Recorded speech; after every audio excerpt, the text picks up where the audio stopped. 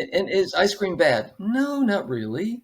It's all in moderation. But let's say you don't have a gut that's functioning properly. So you got to get that working again. Some people come to me, they're eating maybe 5 types of foods. That's it, because they've got these food sensitivities. They may not be even allergies, they're sensitivities. What's the difference? An allergy, you'll get an immediate reaction. A sensitivity is after about 72 hours, you'll get some type of reaction, like bloating, gas, nausea, whatever it is. And so what I normally do is take certain food groups out initially.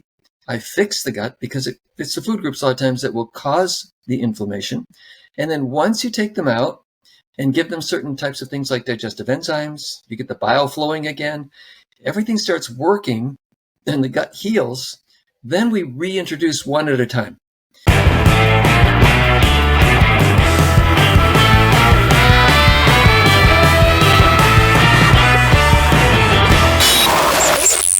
Welcome to the You're Doing It Wrong podcast. I'm your host, Christian. Today, I'm joined with John Mallon, the CEO of Westside Integrated Medicine, to talk about integrated medicine. And he's a specialist in metabolic medicine. And he's here to help us decipher some of the misconceptions as well as what people get wrong about maybe natural medicine and what, an integrated medicine might be. So thanks for joining us, John. Thanks for having me. It's good to see you again. You've had an interesting journey to get to specializing in integrated medicine and metabolic medicine. So why don't you give us, a quick background on your journey? Yeah, I've been through a lot of different avenues, different paths. I started in college in pre-law, didn't go into law school because I wanted to take a few years off and go into entertainment. Ended up doing that a lot longer. And I headlined in Vegas, Tahoe, Reno. I had a floor show called the John Mallon Show. I played 7 instruments. And I did that for quite a while. And I got into more of the music industry. I did some acting too. I was on Days of Our Lives for a while. And what I had to do is just experiment with everything. I mean, I got into real estate. I've been doing that for 35 years now. Wow. And then I started opening up these elderly facilities. And I've been doing that for about 20 years now. So that sounds like I'm 105. Anyway.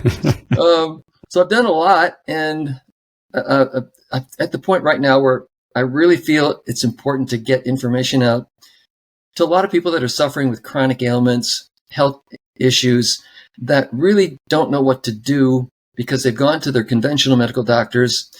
They've tried everything that they've given them, all the different drugs or the surgeries, and they're still having problems. So what I do is I look at them metabolically. What's going on with their system? What is the root cause of what's going on? And it takes a lot of study to figure it out. It takes some testing. What I do is I have a questionnaire. So I look at the symptoms and I match them to more empirical data, which is the medical information from labs. So I'll do blood labs, and I do more than your regular conventional medicine. For example, thyroid, I don't just pull the TSH. I pull free T3, free T4, TPO, the thyroid peroxidase, to find out if there's any type of autoimmune issues going on with it. But because I look at it in a triad form, I have 5 different metabolic triads. I look at what is causing the thyroid to perform the way it is.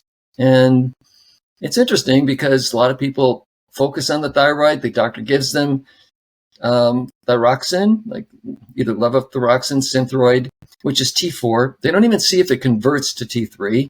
There are a lot of things that they don't do. They don't follow up on because it's not according to their protocol. Wonderful people. Yeah. They're the best in the world at stabilizing. But when it comes down to getting the underlying cause, they don't do it. They just don't do it. So I tell them all the time, I tell these docs, I say, listen, why don't you do this? Why don't you stabilize them? And when you're done, send them to someone like me that can find the underlying cause, why they got the cancer in the first place, why they got whatever it is, autoimmune issues, lupus. And then once I find out, I can put them on a program that involves lifestyle medicine. So are you sleeping? You got to get you sleeping. Sleep regulates sugar for the next 24 hours. I can set them up on diet. So I look at what they're eating now and tweak it so that they're getting more benefit out of the foods. They're able to break down the foods instead of having them sometimes turn into endotoxins, which is not good for the body, causes inflammation. And I have a process of doing that's painless. It does take some work as far as changing up your diet, changing up your pattern, maybe a little bit, lifestyle. So you get a little exercise, could be walking, just walking. Depends on where you're at and where you want to go. I integrate peptide therapy. So I take them to another level of health if they're interested. And I find it's very successful. It's been very successful for me for the past, I think, about 12 years I've been doing this. But 20 years in the elderly facilities have really educated me to the fact that the medical community doesn't really get to the underlying causes. And so give us a bit of background on you have these elderly facilities and people come in and tell us some of the big changes that you've seen in some of the people in your facilities. Oh, sure. And some of the wins that you've had and bringing them around. I consider them my Hail Marys. Yay! Business-wise, it's not good because then when they leave the facility, I've got to find somebody else to replace them. But it really does me a lot of good to do that. I feel so good about the fact that what I'm doing is working and I keep learning more and more. I'm one of like a geek when it comes to this. So I get into the intracell signaling and cell signal transductions of intracellular workings and what affects them. I deal with Alzheimer's and severe cognitive impairments like dementia, and I get great results. I mean, people start walking again. They start, instead of a shuffle, they also start talking and relating. It's pretty amazing to see what happens when you reduce the inflammation in the brain. I had one gentleman, he manufactured guitars, so he was in a lot of toxic environment. And he ended up staying with us, I think about just 2.5 years, and he got better. It's amazing watching him because when it first came in, he would shuffle, wouldn't talk, was very sullen. And just by diet alone, I started seeing major improvements in him where after it took about, I think, it was a little over a year, about a year and a couple months. And when I walked in one day, he met me at the door. He was smiling at that time. He was very jovial, real nice guy. And he said to me, he looked at me, he said, "Can I go with you?" I went, "What?" I mean, you're talking, it makes sense. And you want to come with me when I leave to go to the other facilities? And I was amazed. And he started creating good relationships with other people in the other facilities. Sometimes the conversations were a little hard to understand, but at least he was connecting, and he had a higher quality of life. And that's my goal with a lot of the elderly, because a lot of times when they come to me, they're really bad off and they've got major issues. And then it's getting them to do what they need to do. A lot of them say, "I want my fill in the blank, ice cream." I got to have my ice cream. Whatever it is that I can see is not necessarily good for them. And so I've developed ways of getting the stuff in them that's really effective. They love it. It's palatable. Like, for example, I say, "Do you like chocolate?" They go, "Yeah, I love chocolate." Great. So I put a chocolate shake together and it's delicious. And I put everything in the world in it, except maybe some of the EPA, DHA, the fish oils. And then I put in orange juice and they don't even know it's there. But little by little, they change their diet. They don't necessarily need that ice cream anymore. They're just satisfied with the really good whole foods that we give them. So it's a challenge. Yep. It's really a challenge. And really to the general public that's used to a certain diet, certain thinking, it's a challenge it's like re-educating. It's a different paradigm rather than take a drug to make you feel better. And It does sometimes for a while, but then every drug robs the body of something to make it work. So then there's always something else going on because of that.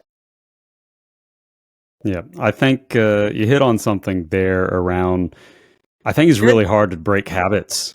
Yeah. And you get into that habit of, for me, it's not ice cream. I love ice cream, but yeah, it doesn't love me so much. So I realize that if I have a lot of ice cream, my sinuses go nuts. But I do know other people that, that's you have the comfort foods and you have these habits. And how do you start to break those habits, and look at something is healthier? ice cream bad? No, not really. It's all in moderation. But let's say you don't have a gut that's functioning properly. So you got to get that working again. Some people come to me, they're eating maybe 5 types of foods. That's it, because they've got these food sensitivities. They may not be even allergies, they're sensitivities. What's the difference? An allergy, you'll get an immediate reaction. A sensitivity is after about 72 hours, you'll get some type of reaction, like bloating, gas, nausea, whatever it is. And so what I normally do is take certain food groups out initially. I fix the gut because it's the food groups a lot of times that will cause the inflammation. And then once you take them out and give them certain types of things like digestive enzymes, you get the bile flowing again, everything starts working and the gut heals. Then we reintroduce one at a time. So let's say they're dairy sensitive. What I do is I take the dairy out, and then a little bit later, after about a month or so, some people like to go a couple months, but usually after a month, we reintroduce it to see if there's any type of reaction, any type of symptom that develops. And if it doesn't, then hey, have ice cream once in a while. Same thing with eggs, wheat, gluten. You can have a little bit of that too. More people are very gluten sensitive, I think, and I don't necessarily think it's the gluten as much as the glyphosate, which is the pesticide that they spray wheat with. But that's still got to be discovered. And also corn, a lot of people react to corn. Certain people will do that. Eggs, some eggs. Soy too, because soy has enzyme inhibitors, so it's not breaking down in the gut. And if it doesn't break down in the gut, you develop what's called leaky gut syndrome. So there's a lining in the gut that's called the epithelial lining, and they have all these junctions. They're tight junctions. And if by chance you've got an issue where you're opening them up and they are allowing food to get into the circulatory system, it causes inflammation. And inflammation causes a lot of problems.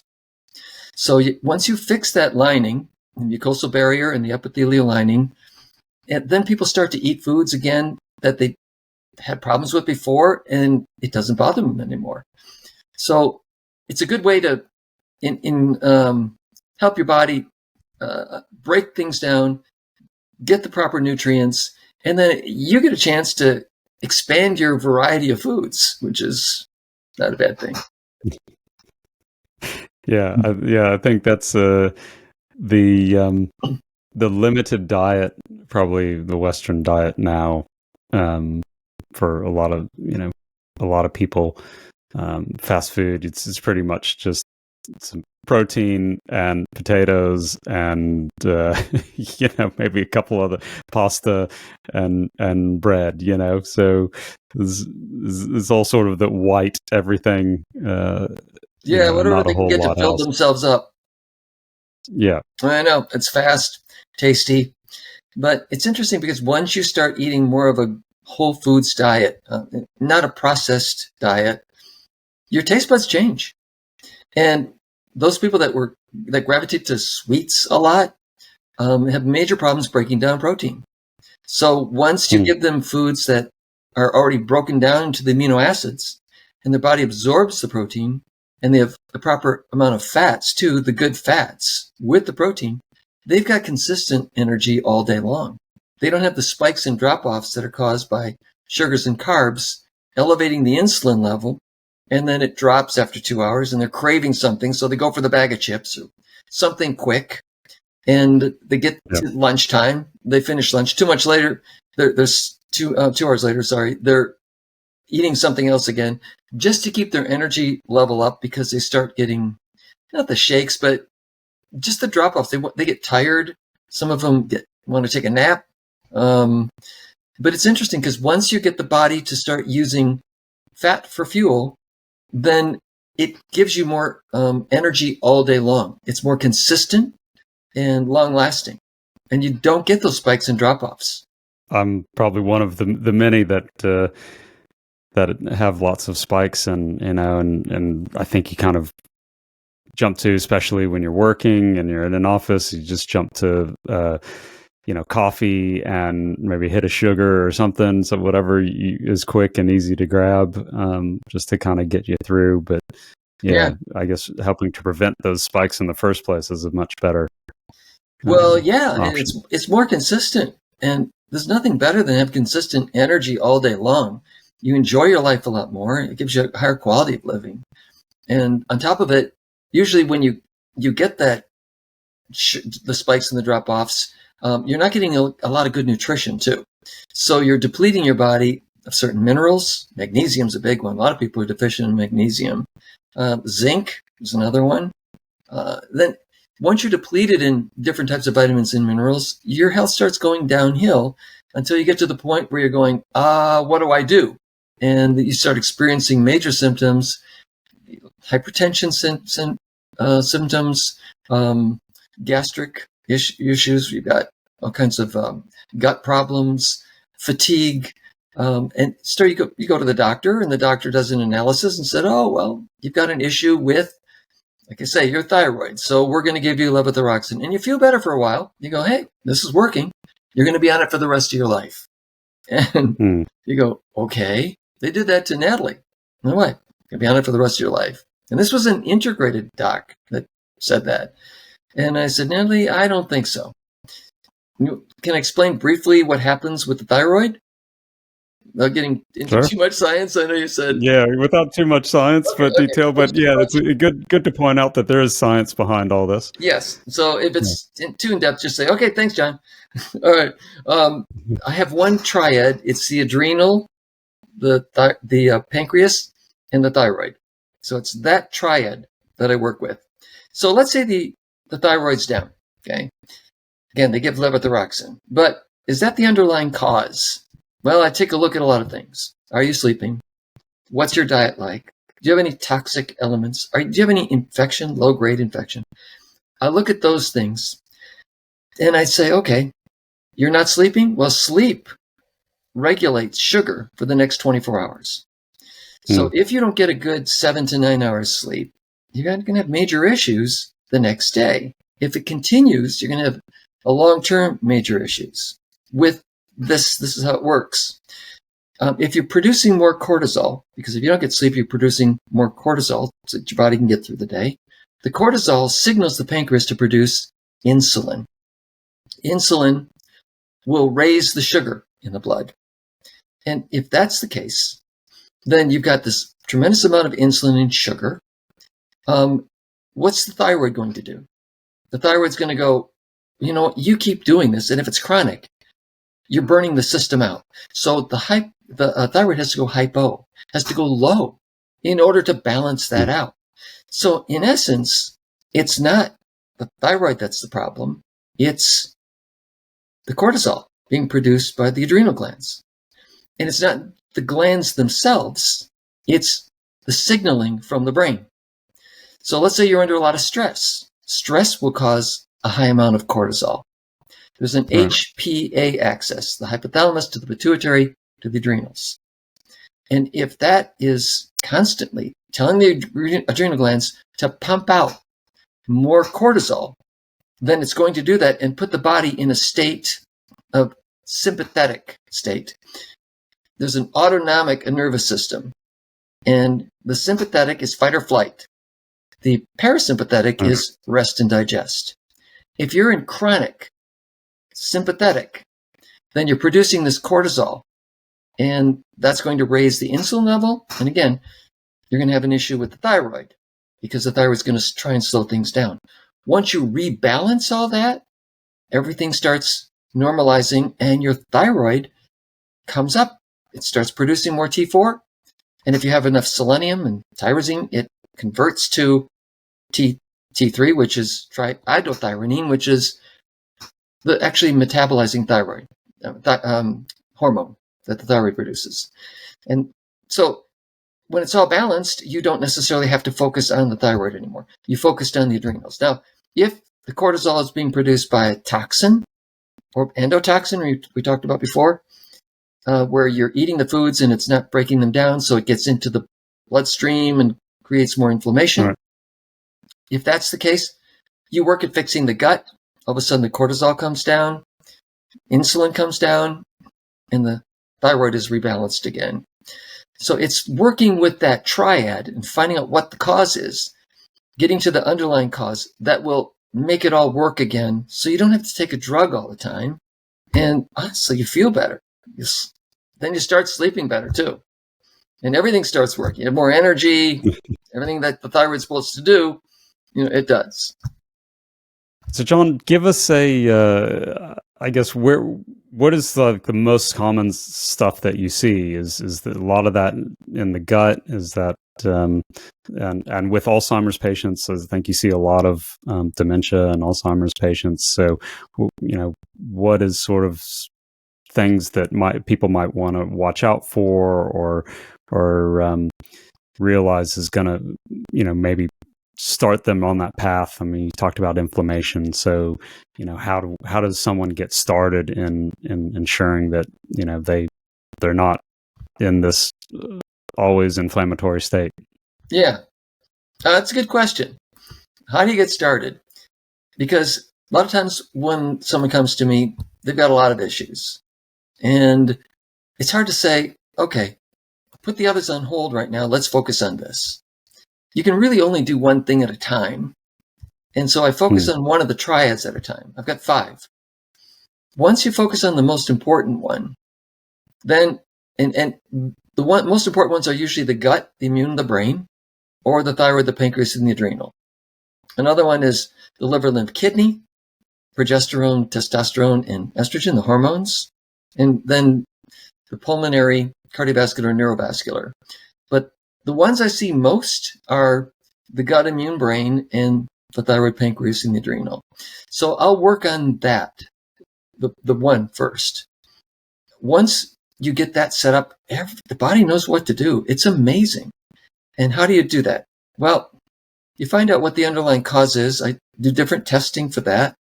Sometimes just with the questionnaire and just knowing that it's the first triad that we're working on is like gut, immune, brain, I start working on the gut, because the gut influences the brain, influences the immune system. And once I get that balance, then again, there's a lot of things that fall into place. So I guess if the most common one would be that. And I hear all the time, but I eat well. I got a great diet. Okay, what do you eat? And then I get a variety of answers. What I really like to do, generally speaking, is get them to, again, burn fat for fuel instead of sugars, because you put out 38 moles of energy instead of 2, and the mitochondria is bumped up, and you got more life in you. So what I try to do is I try to work with diet. Food is huge, but a lot of people have different concepts about food. And sometimes, you get the ones that are on vegan diets or vegetarian, so they're not getting the full amino acid spectrum of the proteins. So I work with them on that. They still want to be vegan, and it takes more effort, more understanding to be a vegan, because if you're not getting those amino acids, you really need to study about what to do to get them. The body produces some, but some are called essential, and the body needs them, but the body doesn't produce them. So I bring that in and try to give them the foods that are much better, that will supply the body with what they need. And then I usually add supplements, because the food, unfortunately, doesn't have a lot of the nutrients that food used to have years ago. It doesn't have the microbiome in the soil that gets into the food with the different types of pesticides. It kills a lot of the microbiome. So that's one of the things that I really focus on too, is getting a balance so that there's no dysbiosis, where you have more of the bad bugs than the good bugs. And once you reestablish the microbiome in the gut, the body can make a lot of different nutrients, and it does. So the foods that you eat are unfortunately not going to provide you with a lot of the magnesium from the soil. They deplete them of the soils of it. Zinc is another big one too. I see a lot of issues with depleted zinc. And also, we talk about lifestyle too. Are you out in the sunshine? The sun really provides a lot of nutrients, and it's got the different UV rays that help the body produce vitamin D, but we really don't get much sun anymore. So I'm looking at vitamin D levels especially, and a lot of them are very low. Unfortunately, it causes a lot of problems. I think it's on 2,500 different chemical reactions that vitamin D works with. And you need to work vitamin D with magnesium, with zinc, and with another vitamin that's essential if you take a lot of vitamin D. Do you know that there's some people that take 20, 30, 40, 50,000 IUs of vitamin D? Some go 100, some go more. Do you know what the toxicity issue is if you take too much vitamin D? What happens in your body that creates a toxicity? I've heard there is, you can overdose on it, but yeah. You can. The only thing that happens, and you'd have to take hundreds of thousands of vitamin D for months. Some people, some a little bit less because they assimilate more. But you're talking about calcium in the blood. That's the only thing that will become toxic to the body and can cause kidney stones and some other issues with what they call vitamin D toxicity. But if you take this particular vitamin and along with vitamin D3, you're not going to have that issue because it's vitamin K2. And what vitamin K2 does is it draws out the calcium from the blood and puts it into the bone. So you're getting such a benefit of taking a lot of vitamin D with K2 because it's going to reestablish the minerals in your bone, and that's going to create, less osteopenia or osteoporosis. Especially, there are a lot of women that come up with osteopenia or osteoporosis issues. They don't want to go through the bisphosphonates, once a week. They take more of the drug to help that. So what's the natural way? Vitamin D3. Vitamin D3. I had a lady in my facility. She took 50,000 IUs of vitamin D3. She had particular shedding disease. So she had a faulty arthroplasty that was instilled in one of her legs, in her knee, that was beyond its shelf life. So what happened is it created these granulomas because it leached out cobalt, chromium, and it unfortunately caused these granulomas, which caused a lot of issues with her. She came up with diabetes, she had lymphedema, Hashimoto's, and she was across the country with a lot of different doctors. She went to, I think, pretty much every hospital in the world, at least in the country. And when she came to me, I went, wow, okay, what do I do with this? Because she told me that it would continue to leach out all these chemicals continually, even though, it's been in her system for a while. You think it would empty out, but she said, no, it's going to be for the rest of my life. Okay. So I thought what we have to do is we have to detoxify her. And so I started working on her gut and getting a detoxification program, and she started getting better. It's amazing. She was taking certain types of enemas, basically to clean out a lot of the waste that developed in her colon too. So I had a whole process that I was putting her through. And when I did, she was off all of her Dilaudid, which was a painkiller. It's an opioid, and she felt better and was doing well for quite some time. But we put her on the vitamin D. She opted to take that amount of vitamin D. She said, I really want to take this much because it helps my pain. It mitigates the pain. And also it reduced her sugar level in her blood from the diabetes. She had type 2. And also it helped her hypertension. high blood pressure. So she was on that for quite some time and then was doing great. She went to the doctor, medical doctor, and found out that her level was 173, which is pretty high according to the standard amount. Usually the range is between anywhere I've seen from 20 or 30 all the way up to 100, some 120. So she was high. But I asked the doctor, I said, what's her calcium level? And it was normal. So it didn't seem like it was affecting her negatively. It helped her pain, which was a big thing. Her blood pressure was lowered. Her sugar level was lowered. So the doctor said, nope, we can't have this. We have to take her off all vitamin D. Okay. So guess what happened? Blood pressure went up, sugar went up, and he started prescribing medications because they didn't know how to get it down more in a more functional way. So they gravitate to their studies and they put her on some medication. Did it bring it down? Yeah, but then she had stomach pain. She had other issues. So we put her back on vitamin D, and again, it started helping out. That's one instance. It's more than anecdotal because we did testing on her. There are other people out there that are doing the same type of thing, taking high doses of D. Again, I caution you because you should get it tested and monitor the calcium in the blood because it could affect the parathyroid. It could affect the kidneys. So you want to make sure that the calcium level is normal in the blood. And you may not need that much, but you may need more than the 10,000 IUs that you're taking or 5,000 for certain types of situations, certain types of problems you're having for a short period of time.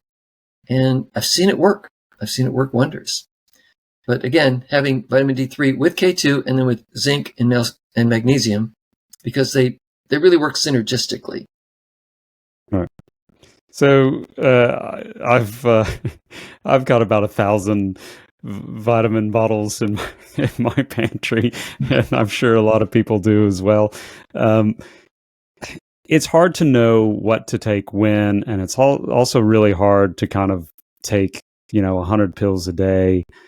And so I guess where would you suggest, is go get a blood test first? How do you work or find, functional medicine, or what can someone do at home just as sort of start with, a small regimen and then, investigate more later? What would you suggest? Wow. Well, I know that's kind of a big open-ended question, and let's put it this way. Yeah. There's something called genetics, right? All of us have genes that dictate our hair color, eye color. When I used to have how tall we are, those types of things. But then there's something called genomics, which is what genes are turned on and turned off. And like a symphony orchestra, if you have all the musicians playing the right notes at the right time, it's beautiful music. If you have a situation where the musicians are playing whatever they want, whenever they want, it's just noise. It's cacophony. It works that way inside the cell, the signaling between the nucleus and the mitochondria. If it's all working the way it should, it's harmony. It's beautiful. But if certain genes are turned on for whatever reason, you've got this noise going on and you can't get the cells healthy again. So you have to get that harmony going again. How do you do that? You do it with diet, because you influence the inside of the cell by what's going on the outside. So different nutrients will influence the receptors. It'll enter in the receptors and get inside the cell and then change the signaling. You could use peptides that act like drones, so they get inside the cell and they change the signaling using these short chain of amino acids. That's another way of doing it. Certain minerals like zinc is really good when it gets intracell to stop replication of viral replication. But you need something to help it. That's why things like quercetin, they use hydroxychloroquine. or quercetin helps the zinc get intracellular. Thymosin alpha 1 is a good one to get intracell for viruses. So, as far as what to take and when to take it, it takes some study. So getting a good multiple, I think, with everything in it is a good start because of the fact that you're going to get a good broad range of vitamins, minerals, some herbs they put in at times. But if you have a certain condition, then it takes a little more research to find out what foods and what type of approach with supplements would be good for that. Some things you can get on the internet. You can try with AI, with Google or some of these other search engines. Type in what you're doing and say, what's a natural cure for it? And they'll come up with some pretty good suggestions. If you find that you've had it chronic for a long time and have tried a lot of different things, you've taken a lot of vitamin C or whatever it is that is your issue, you're taking things for, then I think you have to reach out and get some professional help. Your medical doctors, again, most of them are not going to have the answer for you other than medications, and chronic stuff is a major problem for them because they don't know how to approach it. I have one patient that just came to me today. She's 27 years old. Her mother said she's gone through every type of thing to find out what's going on with her. She's not walking now. She's in a wheelchair. And the medical profession has said, we just don't know the cause. There's no diagnosis. We don't understand why she's not able to. So when that usually happens, they send you off to the psychiatrist. And they say, it's in your head, let's figure it out. Now, definitely there are some things that cause different issues in your body because of the way you think. I've seen it over and over again. But then sometimes they're missing stuff because they're not doing the proper tests. They're not getting to the underlying cause. It's not in their specialty. And she's gone through, I think, 7 or 8 different specialists. And they keep passing off to another specialist because it doesn't fit their knowledge. So you really need to find someone that looks at the whole picture. They have to see everything to get to the underlying cause so you can address that before you can get any relief from the chronic stuff. And especially someone that has CIRS, chronic inflammatory response syndrome, caused by a tick bite maybe, where you get babosa, Bertonella, Lyme disease. Those types of things are very difficult for the medical community to diagnose and to figure out what's going on. So you need to go to someone that specializes in that and then find out, through different types of lab tests, what's going on with you at what levels from different types of labs, and then approach it on a multi-level treatment program. So if it's something simple, like I've got low energy, go out and take a walk in the sunshine. You'd be surprised. Fresh air, sunshine does a lot. It's the simple things sometimes that do so much that we don't think about. But if you can't get out in the sun, then definitely take some vitamin D, D3 with K2. And like I said, with a good multiple, you can start there. There's another thing that I think people don't understand, and that's that you need the right amount of fats. For so long, the pyramid has been saying, fats are bad. So you should have carbs for energy, and fats are just bad. They're not, especially things like coconut oil. It's great. Olive oil, fantastic. And include those in your diet more. Get the proper proteins. People have talked about red meat is causing cancerous. It's only if you get the meat that's more grain-fed and where they introduce a lot of different hormones in the meat. But if you get grass-fed meat, it's great food. It has so many different nutrients in it that your body needs. Fish, great for getting the omega-3s. Salmon, great. There's a company called Zinzino that figured out that people were taking fish oil and not getting benefits. You need to take enough of it. It's true. You need to take, usually it's about 3 grams of fish oil a day. But if you don't get it with the polyphenols, it doesn't really work as well, because when they filter out all the different toxins from the fish oil, to make it pure, they filter out the polyphenols. But if you reintroduce that, and they do it by adding this special grade of olive oil, it makes a huge difference. It really works to help your system. And it's called Zenzino, and it's their oil. It's their, I think, one of the best products that I've seen as far as fish oils that came out, where you really get, and if it's effective, you really get a benefit. There's another thing that they do too, is they test the omega-6 to omega-3 ratio. And that's always good to know. Most people are about 15 to 1. You should be less than 3 to 1. 3 omega-6, 1 omega-3. Optimal is 1 to 1. And they say years and years ago, that's how we used to have our ratios. But now with all the food that we eat, especially foods with seed oils, a lot of arachidonic acid, which is omega-6, and that bumps up that ratio. There's a friend of mine, good friend, he's at 45 to 1. 45, and he's got COPD, he's got all these issues. And I went, oh, wow. So let's get you in balance again. And the thing with this company is after 4 months, they test you again just to see how you're doing. And most of the time, you're down to that 3 to 1 ratio or less with their product. So something like that's really good too. And it's not talked about a lot. People say fish oil is good, but you need the polyphenols with it. Yeah, I thought that's a good point there.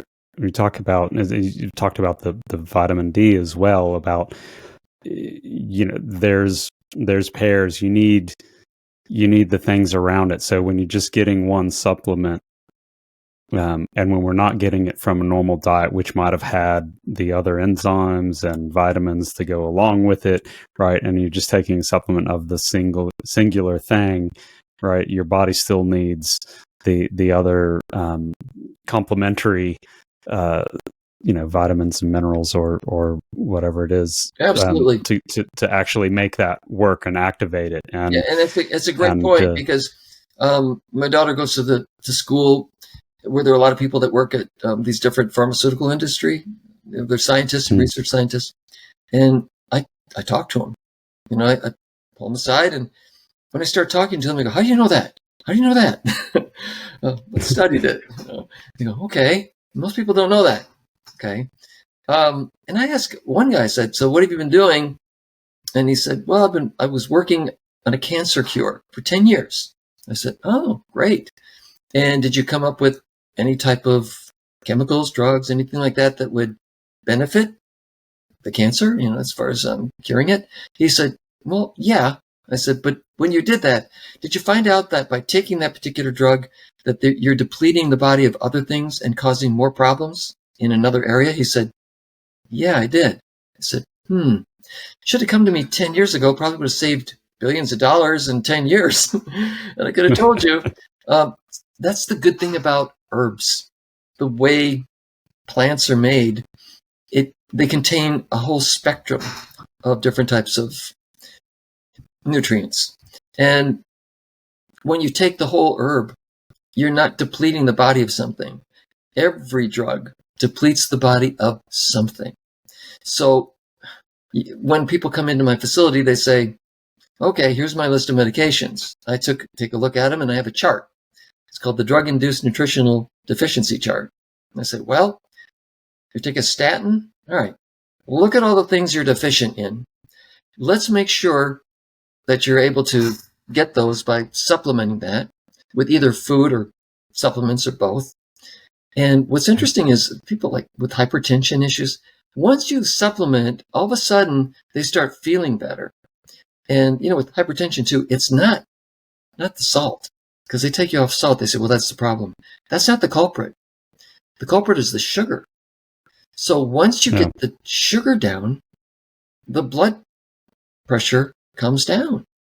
And salt is great, especially salts like Himalayan salt or Celtic salt, because they've got 80, 90% is trace minerals. There are trace minerals in it. And so you're getting the trace minerals along with the sodium. No, I'm sorry. Did I say percentage? I meant 84 trace minerals are in the salt. So it's mainly sodium. And so a smaller portion of the trace minerals, but that's why they call them trace minerals, because they're smaller. You don't need as much of them. They're less in your system too, but you need them. Like there's certain things like cobalt, a lot of good ones, strontium. You need them in less amounts. So I take in the morning, I get up and I take a lemon, cut it up, and put it in a blender with some water. I put a teaspoon of salt in, either Himalayan or Celtic, what I have.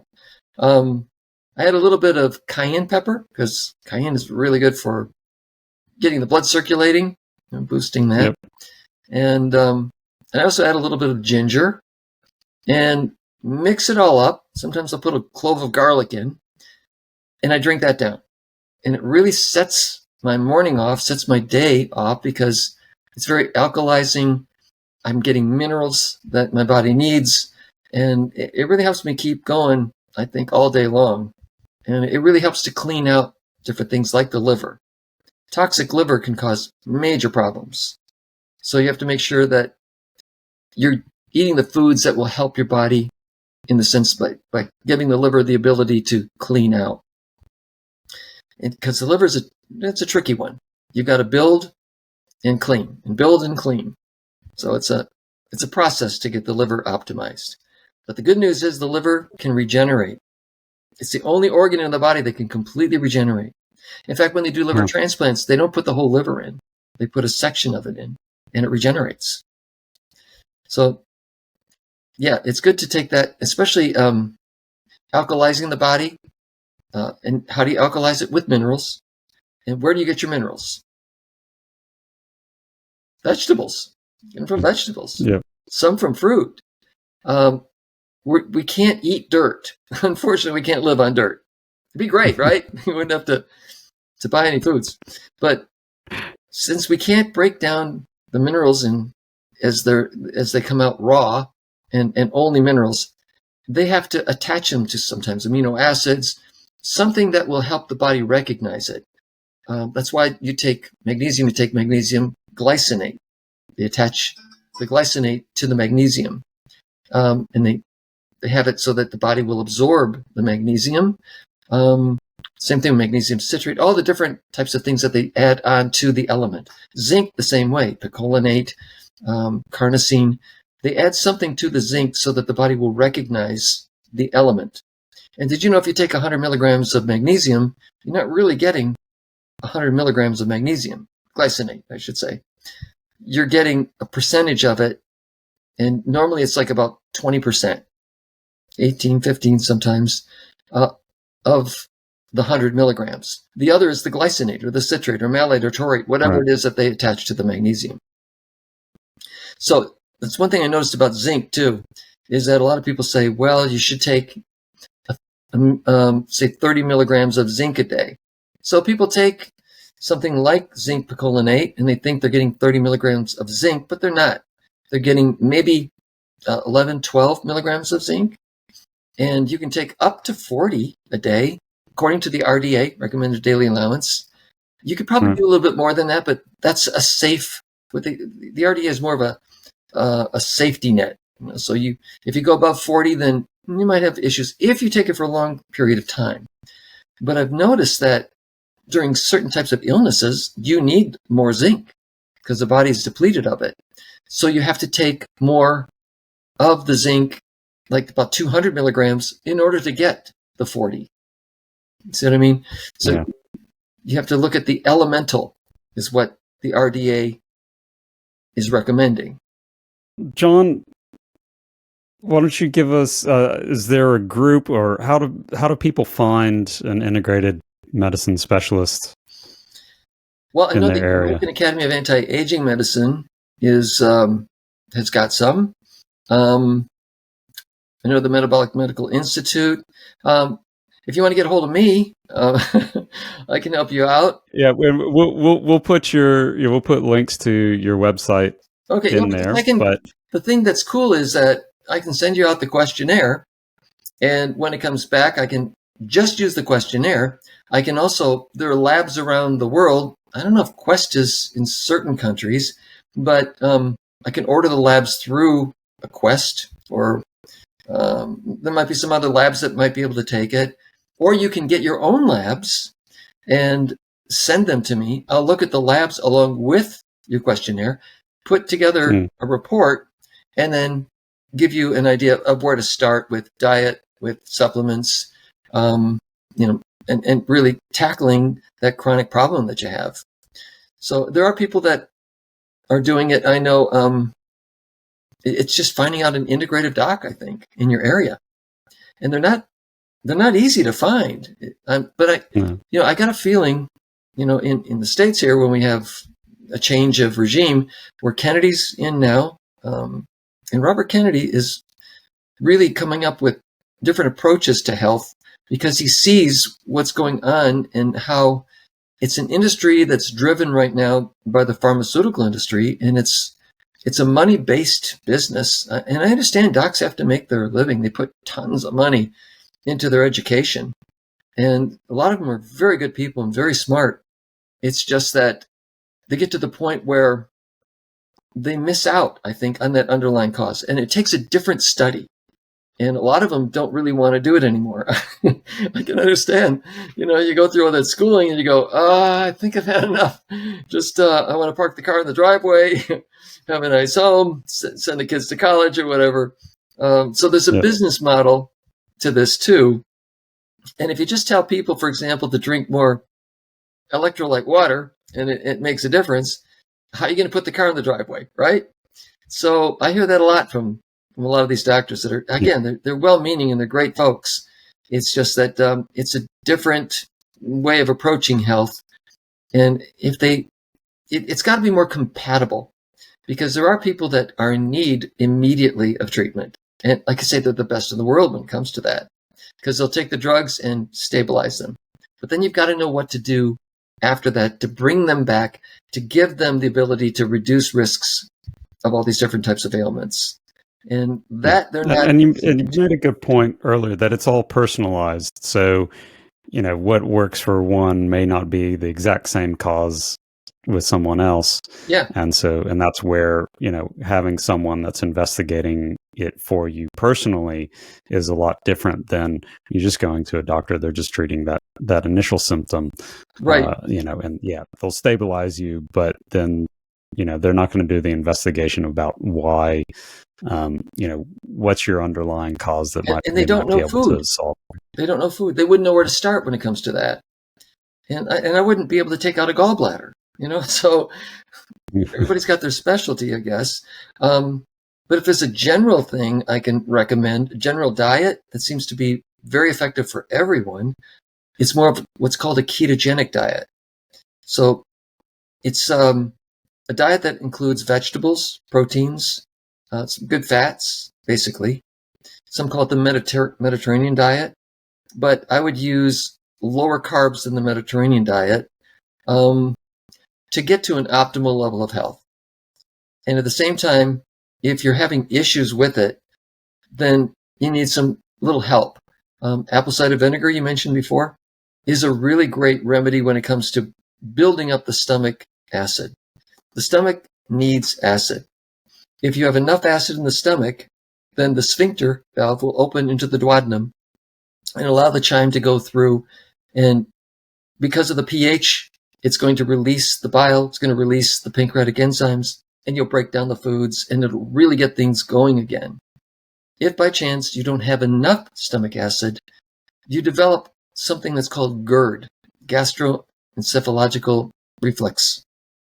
And it comes up once again. You taste it. It burns your esophagus. It can, because it's acid, but it's not enough acid to open up the sphincter valve. So you need to produce more gastric juices, more of the hydrochloric acid. And when you do that, everything works. So how do you do that? Apple cider vinegar is a really good natural remedy. If you take a couple tablespoons in a glass of water, drink it down. Some people put a little honey in it to sweeten it, or stevia. If you don't want to raise the insulin level, stevia is good. And then you drink that before you eat, it creates more stomach acid. And a lot of times that's a good fix. If it doesn't work, you can always take betaine hydrochloride with your food. And when you do, you notice that the proteins are broken down again. You don't have that heavy stomach, that bloating that a lot of people have after they eat. So if they want to try something that's simple, that's effective pretty much for everyone, try a little bit of apple cider vinegar, put it in some water. Don't drink it. I had one of my friends said, John, I take this apple cider vinegar. It's burning. I said, did you mix it with water? No, I just drink the bottle. No, wrong. Where did you get that? So, no, you just mix it with water, like a glass of water. And that really helps to create that acid. And that'll break down a lot of your minerals too. People that are called PPIs, proton pump inhibitors, or H2 blockers that the doctor will give because of GERD, unfortunately, develop osteopenia, osteoporosis later, issues where they're not getting minerals. And they're not getting them because the stomach doesn't have acid to break them down. So that's kind of a general thing. And the ketogenic diet, you're lowering the carbs and sugars. I would cut all sugars. Fruits, I'd go low glycemic, like berries. Berries are great. Blueberries, the anthocyanins. Blackberries are good. Raspberries, any type of berry like that is low glycemic, low sugar. And that slows down the sugar that enters into the blood. So you're going to keep the insulin level down.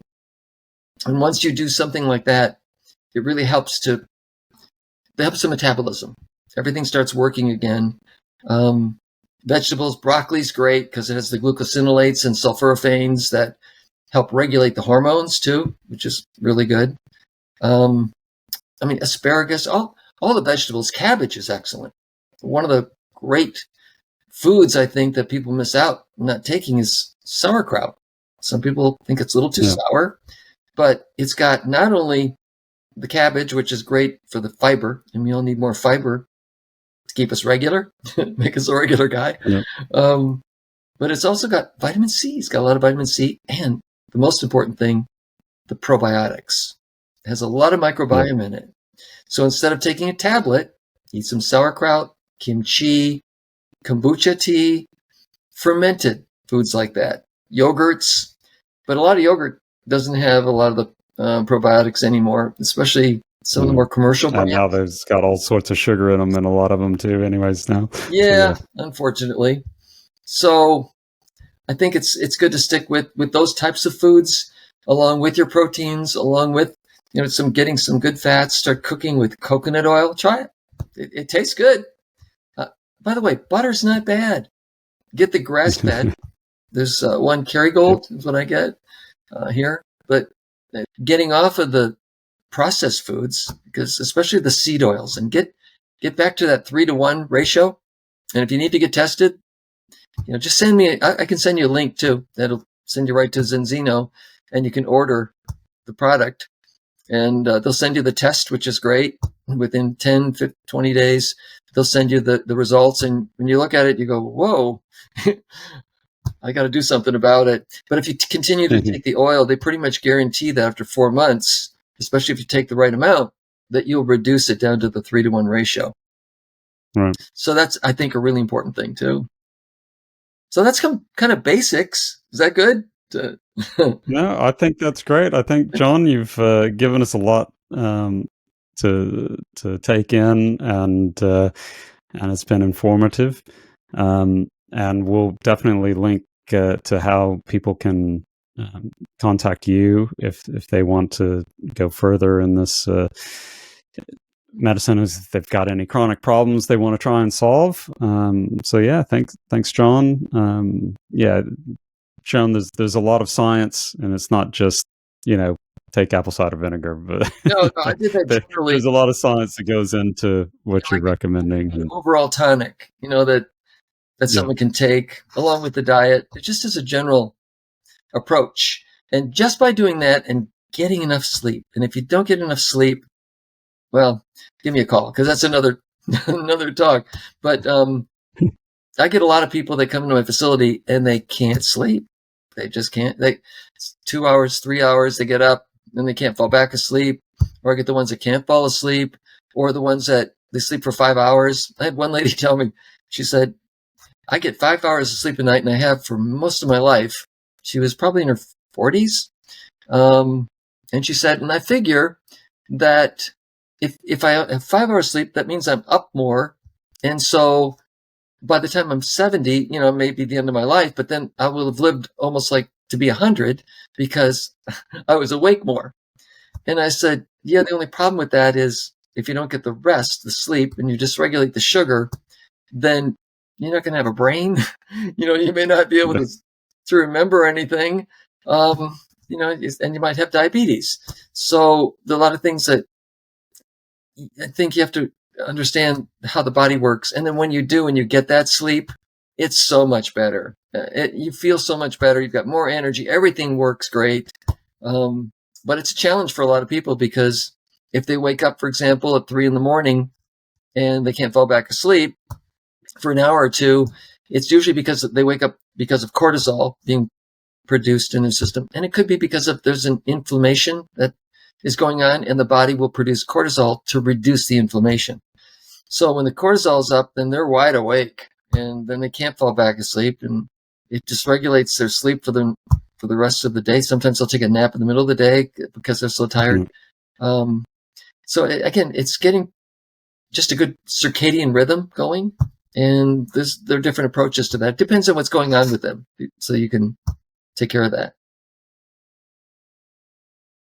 Well, thanks again, John. Very much appreciated. And thanks for having me on your show. It's a great show. Well, yeah, and hopefully we can help people, start to make some changes in their lives. Thanks for joining us today. And if you have any questions for the guests, pop them into the comments. And don't forget to like and subscribe.